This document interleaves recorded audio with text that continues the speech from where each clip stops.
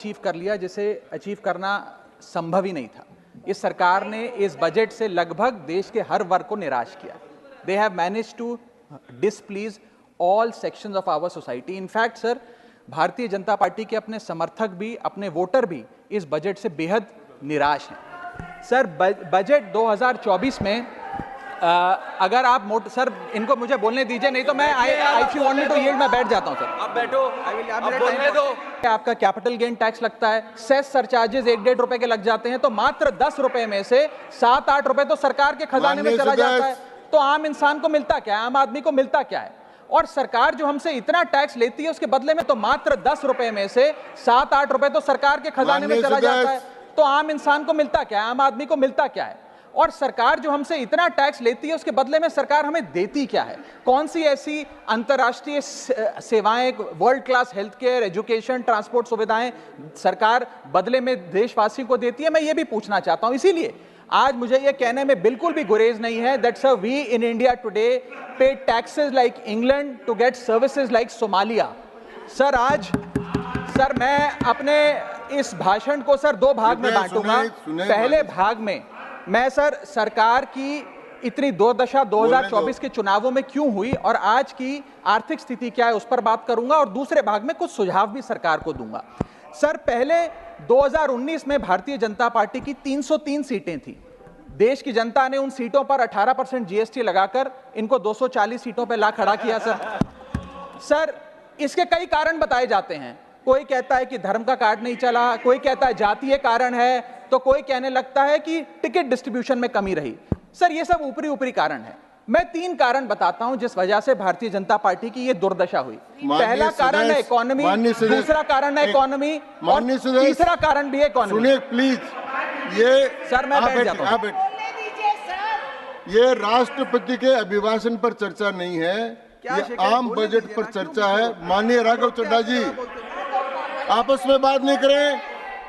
माननीय राघव चड्ढा जी, ये राष्ट्रपति के अभिभाषण पर चर्चा नहीं है, ये आम बजट पर चर्चा। बोलिए सर, बजट पे आप बोलो। आप बजट पर बोलिए, आम बजट। सर अगर आपने मेरी पूरी बात सुनी होती तो शायद इतनी आपत्ति इन लोगों को ना होती। सर मैं यही कहना चाह रहा हूं कि कई कारण बताए जाते हैं चुनावी हार के, लेकिन मेरे मुताबिक 3 महत्वपूर्ण कारण है।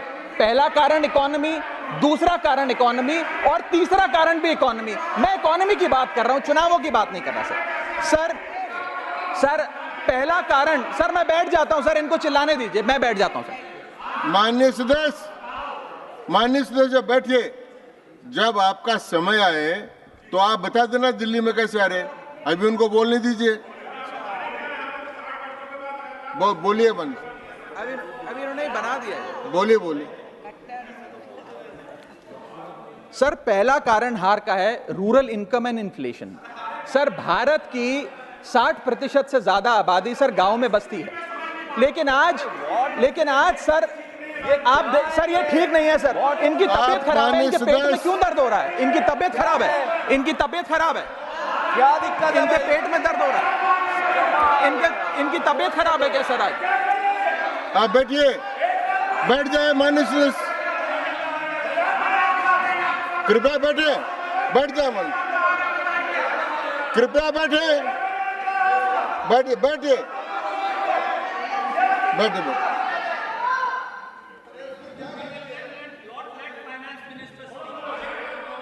आप माननीय सदस्य डिस्टर्ब मत करें, इनको बोलने दें। आपको बोलने का अवसर मिलेगा, अभी इनको बोलने दें। हाँ सर, मैंने 2.5 मिनट बोला, उसमें 5 बार इन्होंने इंटरप्ट किया है। मैं अपना समय सूद समेत इनसे वसूलूंगा सर मैं आगे चलता हूं। सर इस देश में सर पहला मेरा कारण था, ब्याज की आदत ठीक नहीं है sir, rural income and inflation. Sir आज rising rural inflation, rural unemployment, low crop yield, income inequality, farmer debt, high input cost, low income, no MSP और क्रॉप लॉसेस के चलते ये आलम है सर कि रूरल इनकम ग्रोथ वित्तीय वर्ष 23-24 में डेकेडल लो पे है, डेकेडल लो पे। और सर इसी के साथ साथ किसानों की आय दुगना करने का वादा था, स्वामीनाथन कमीशन के अनुसार एमएसपी देने का वादा था। वो वादे जब पूरे नहीं हुए तो आलम यह है सर कि पिछले 25 महीने लगातार रियल रूरल वेजेस डिक्लाइन पर हैं लगातार, और इसके साथ साथ यूपीए के दौरान, कांग्रेस पार्टी की सरकार के दौरान फार्म वेजेस में 8.5% का इजाफा देखा गया था। एनडीए 1 के दौरान 3% और एनडीए 2 के दौरान -0.6% का इजाफा देखा गया, यानी कि रूरल वेजेस गिरती जा रही हैं। सर मैं ऐसे साधारण भाषा में समझाता हूं सर 2014 में एक दिहाड़ी मजदूर एक दिन की अपनी दिहाड़ी से 3 केजी अरहर की दाल खरीद सकता था सर आज वही दिहाड़ी मजदूर वर्ष 2024 में एक दिन की दिहाड़ी से 1.5 केजी अरहर दाल खरीद पा रहा है, यानी कि महंगाई भी बढ़ रही है और उसकी आमदनी भी घट रही है। इसका नतीजा क्या हुआ सर? इसका नतीजा यह हुआ कि इनका वोट शेयर घटा, रूरल एरियाज में 5% भाजपा का वोट शेयर घटा, इनके खुद के यूनियन एग्रीकल्चरल मिनिस्टर चुनाव हार गए और 398 रूरल सीट्स में से 2019 में इनको 236 मिली थी, आज 398 सीट्स में से इस बार मात्र 165 सीटें मिली हैं, यानी कि रूरल इंडिया में इनको नकार दिया गया है सर दूसरा मेरा जो आज देश में आर्थिक स्थिति है जिसके कारण इनकी भी ये चुनावों में दशा हुई, उसका है फूड इन्फ्लेशन। सर थाली का बजट बिगड़ गया सर, आटा हो, दूध हो, चावल हो, दही हो, हर वस्तु पे महंगाई का आलम है, जीएसटी का आलम है और लगातार इस देश में फूड इन्फ्लेशन बढ़ता जा रहा है। 9 से 9.5% के लगभग आसपास फूड इन्फ्लेशन मंडरा रही है सर इस देश में। और मैं पूछना चाहता हूं सरकार से कि वो कमोडिटीज जिसमें हम सेल्फ सफिशिएंट थे, वो कमोडिटीज जिसमें हम एक्सपोर्ट किया करते थे, उसमें कैसे महंगाई घुस गई? और अगर वो कमोडिटीज भी महंगी हो गई हैं तो उसका फायदा किसान को क्यों नहीं मिलता? वो सारा पैसा जा कहां रहा है? ये एक बड़ा महत्वपूर्ण सवाल है सर। आटा 2014 में 21 रुपए प्रति केजी बिका करता था, आज 42 रुपए प्रति केजी हो गया है। दूध 30 रुपए प्रति लीटर के आसपास बिका करता था वर्ष 2014 में, आज 2024 में 70 रुपए प्रति लीटर बिकता है सर। देसी घी 2014 में 300 रुपए प्रति केजी पे बिका करता था, आज 2024 में 675 रुपए प्रति केजी बिकता है। अरहर की दाल 80 रुपए प्रति केजी बिका करती थी 2014 में, आज 230 रुपए प्रति केजी बिक रही है और न जाने कितनी वस्तुओं के दाम आसमान छू रहे हैं सर। और अगर यही रफ्तार रही महंगाई की तो जितनी रफ्तार से 303 से 240 पर आए हैं उससे तेज रफ्तार से 240 से 120 पर आएंगे सर ये लोग। Sir third reason is unemployment, यानी कि बेरोजगारी। सर इनफॉर्मल सेक्टर हो या फॉर्मल सेक्टर हो, अनऑर्गेनाइज सेक्टर हो या ऑर्गेनाइज सेक्टर हो, हर जगह अनएम्प्लॉयमेंट है। और सीएमआई की रिपोर्ट यह बताती है कि अनएम्प्लॉयमेंट दर ऑर्गेनाइज सेक्टर की इस देश में 9.2% है। अनऑर्गेनाइज सेक्टर की तो बात ही भूल जाइए, ऑर्गेनाइज सेक्टर की अनएम्प्लॉयमेंट दर 9.2% है। और हम लोग अपने देश के ह्यूमन रिसोर्सेस को किस कागार पे लाकर खड़ा कर दिया है उसका आलम देखिए सर। उत्तर प्रदेश सरकार के सचिवालय में पीएन की पोस्ट के लिए 368 नौकरियां निकली, 23 लाख लोगों ने उसके लिए आवेदन पत्र दिए। इंडियन रेलवेज के ग्रुप डी एम्प्लॉइज में 63,000 पोस्ट निकली, उसके लिए 2.5 करोड़ लोगों ने आवेदन पत्र दिए। 2.5 करोड़ ऑस्ट्रेलिया की आबादी से भी ज्यादा है sir 9,900 constable post Bihar police निकालती है, उसके लिए 11 लाख आवेदन पत्र आते हैं। और सर सारी चीजें छोड़िए, महाराष्ट्र सचिवालय के कैंटीन में 12 वेटरों को भर्ती करने के लिए जब आवेदन पत्र मांगे गए तो 7,000 लोगों ने आवेदन पत्र दिए, जिसमें कई पोस्ट ग्रेजुएट्स और ग्रेजुएट्स भी शामिल थे। सर ये बेरोजगारी का आलम है। चौथा, की सेक्टर स्टैग्नेशन। जितने की सेक्टर्स हैं इस देश में, कंस्ट्रक्शन हो, ट्रेड हो, जो इंप्लॉयमेंट क्रिएट करते उसमें एक स्टैग्नेशन आता जा रहा है। और इंडस्ट्री का इन्वेस्टमेंट जिसे कहते हैं ग्रॉस फिक्स्ड कैपिटल फॉर्मेशन, वो लगातार घटती जा रही है। और मुझे बताते हुए दुख है कि न्यू प्राइवेट इन्वेस्टमेंट वित्तीय वर्ष 24-25 के पहले क्वार्टर में 25 ईयर लो पर आ खड़ी है, यानी कि निवेश नहीं कर रही है इंडस्ट्री आज भारत देश की। सर पांचवा कारण है गिरती हुई पर कैपिटा इनकम, यानी कि प्रति व्यक्ति आय। देश के 12 राज्यों में लगातार पर कैपिटा इनकम घटी, उन 12 में से 9 राज्यों में भारतीय जनता पार्टी का वोट शेयर भी घटा। छठा कारण, decline in financial savings and rising debt burden on the Indian household, यानी कि एक औसतन भारतीय परिवार का कर्ज बढ़ता जा रहा है और उसकी सेविंग्स घटती जा रही हैं। फाइनेंशियली हम लोग फ्रेजाइल होते जा रहे हैं। और ये रिजर्व बैंक ऑफ इंडिया के गवर्नर ने खुद कहा कि सेविंग्स बैंक अकाउंट खातों में से सेविंग्स भारतीय परिवार का कर्ज बढ़ता जा रहा है और उसकी सेविंग्स घटती जा रही हैं। फाइनेंशियली हम लोग फ्रेजाइल होते जा रहे हैं और ये रिजर्व बैंक ऑफ इंडिया के गवर्नर ने खुद कहा कि सेविंग्स बैंक अकाउंट खातों में से सेविंग्स गायब होती नजर आ रही हैं। हमारा net financial savings to GDP ratio वो घट रहा है, हाउस होल्ड सेविंग्स वो घट रही हैं और लगातार सेविंग्स में डिक्लाइन देखा गया। और मैं एक सिर्फ बुराई नहीं करना चाहता, मैं सुझाव भी देना चाहता हूं। मैं आने वाले अपने भाषण के भाग में 8-10 महत्वपूर्ण सुझाव भी सरकार के लिए लाया हूं। देश हित में, देश की अर्थव्यवस्था के हित में सुझाव देना चाहता हूं। पहला सुझाव, index minimum wages with inflation, यानी कि न्यूनतम मजदूरी आय को बढ़ती महंगाई के साथ जोड़िए। Ma'am, inflation erodes purchasing power. Inflation वो महंगाई वो दीमक है जो आपकी परचेजिंग पावर, आपकी संपत्ति को खा जाती है। इसीलिए आज मैं कहना चाहता हूं कि जैसे बेल्जियम जैसे देशों ने ऑटोमेटिक इंडेक्सेशन ऑफ वेजेस लागू किया है, उसी प्रकार हमारे देश में भी मिनिमम वेजेस की ऑटोमेटिक इंडेक्सेशन होनी चाहिए। और यहां मैं ये बताना चाहूंगा कि मेरे नेता अरविंद केजरीवाल जी ने, हमारी आम आदमी पार्टी की सरकार ने देश में सबसे ज्यादा मिनिमम वेजेस दिल्ली में देने का काम किया।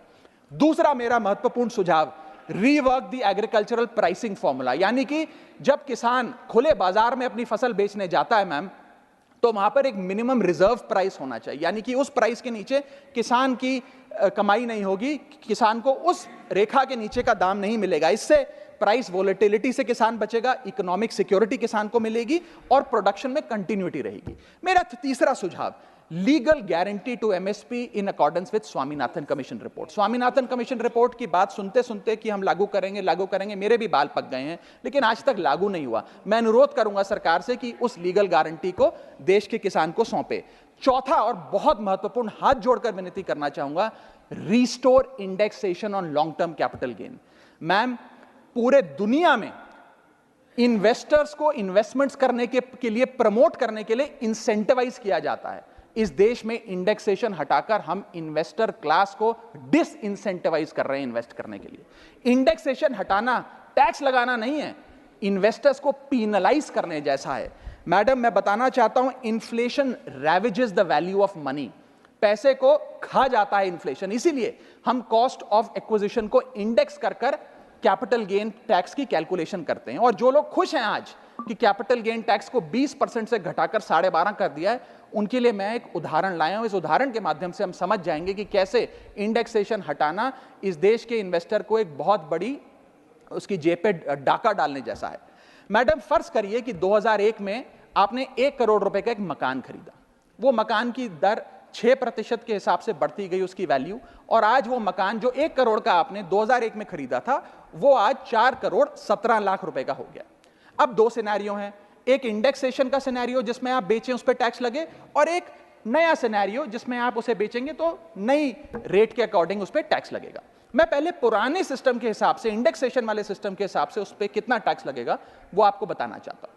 आज वो मकान जो आपने वर्ष 2001 में 1 करोड़ का खरीदा था, वो आप 4 करोड़ 17 लाख रुपए का बेचती हैं, तो आपकी सेल प्राइस 4 करोड़ 17 लाख, लेकिन आपकी purchase price, inflation adjusted indexed purchase price 1 crore नहीं, लगभग 3 करोड़ 60 लाख के आसपास आती है। यानी कि आपका sale price minus purchase price, जो प्रॉफिट ऑन सेल है, वो 54 लाख रुपए होता है। उस 54 लाख रुपए पर 20% के अकॉर्डिंग आप पे टैक्स लगता है। यानी कि इंडेक्सेशन वाले फॉर्मूले से आपको कुल टैक्स 10,80,000 रुपए देना पड़ता है। मैं राउंड ऑफ करके 11 लाख रुपए कहता हूं।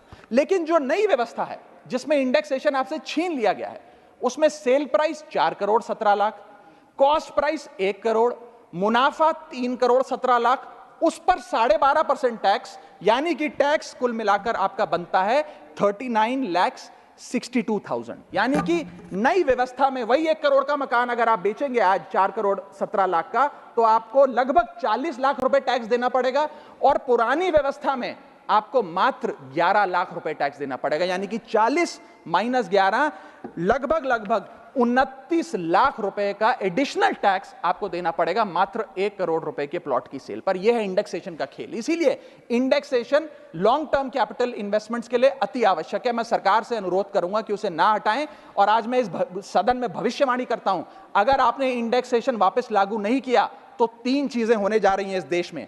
पहला, रियल एस्टेट में इन्वेस्टमेंट गिरने वाली है और लोग अपना ड्रीम होम कभी नहीं खरीद पाएंगे। दूसरा, अंडर वैल्यूएशन होगी प्रॉपर्टी डील्स की, सब लोग सर्कल रेट पे प्रॉपर्टी खरीदेंगे बेचेंगे, कोई असल कीमत नहीं बताएगा।